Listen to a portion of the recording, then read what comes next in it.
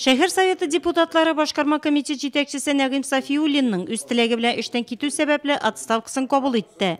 Вазифасын башкару исә аның урынбасары Валерий Мартышинга йөкләнде. Шунда ук депутатлар Нурда шәһәре башкарма комитеты җитәкчесе вазифасын биләүгә конкурста игълан иттеләр.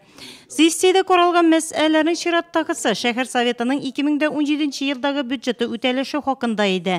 Ул 101,7%ка үтәлгән дип отчет тотты район финанс бюджет палатасы рәисе урынбасары Әлфия Хадыева.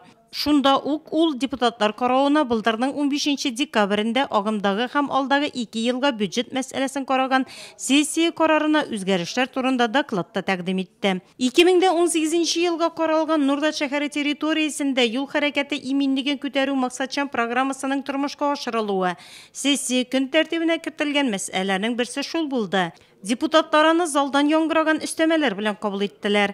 Шунда ук шәһәр советы аппараты штат расписаниесе расланды. Шәһәр советының былтырның 15 декабрендә физик затларга салына торган салым турындагы карарына үзгәрешләр кертелде. Сессияне Нурда шәһәре советы рәисе вазифаларын башкаручы Евгений Савинов алып барды.